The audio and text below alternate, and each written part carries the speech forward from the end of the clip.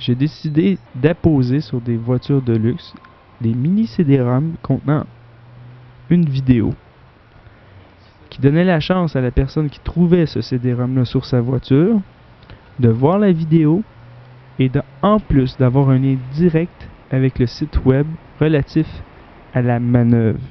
C'est-à-dire une explication du projet qui avait été fait et qui, à partir de ce moment-là, les touchait parce qu'ils étaient directement impliqués et faisaient partie de la manœuvre. Ouais, il y en a un autre. Vas-y, vas-y. Donc à ce moment-là, le but de la recherche était de créer débat entre les gens qui habitent la rue et les gens qui possèdent la rue, si je peux dire.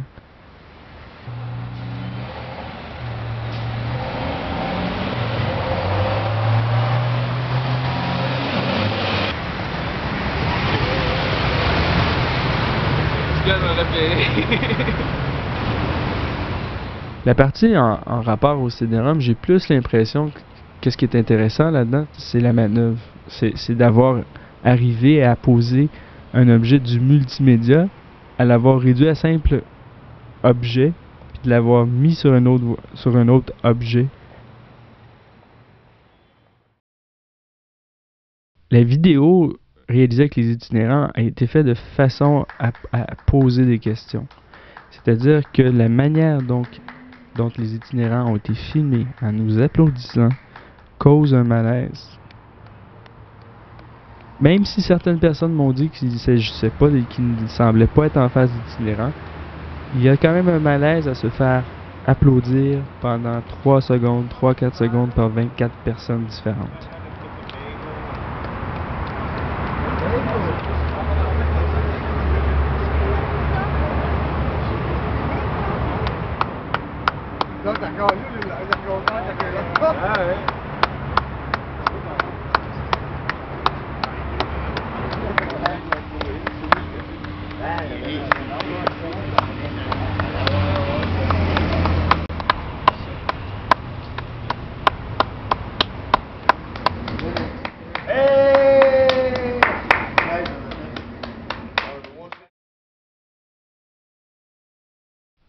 Je crois que c'est possible d'arriver à avoir une réflexion sur qu'est-ce que les gens vivent dans la rue. Je ne crois pas, cependant, qu'on puisse faire quelque chose d'autre qu'avoir une réflexion sur les gens qui habitent la rue, autant que sur les gens qui possèdent des voitures de luxe. On ne peut pas amener le changement. Je pense qu'on peut y penser et éventuellement faire que dans nos vies, il y ait du changement.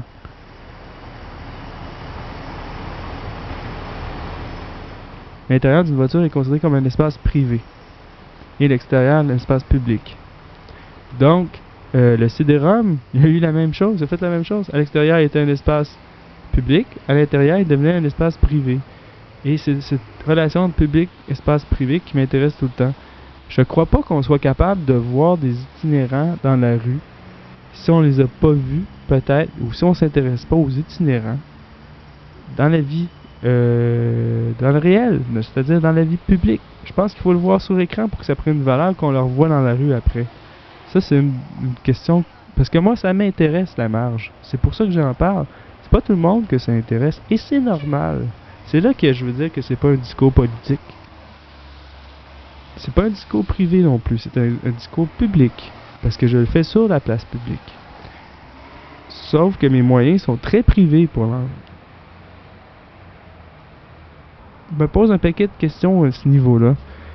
Moi, je pense qu'il va y avoir des suites à ça. Il va y avoir des suites dans le privé, c'est-à-dire chez les gens qui possèdent des Mercedes-Benz.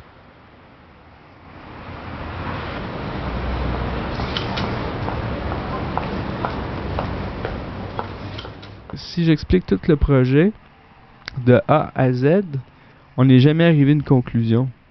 Et puis, je pense que l'art ne doit pas avoir de conclusion. Je pense que ça doit être une aventure.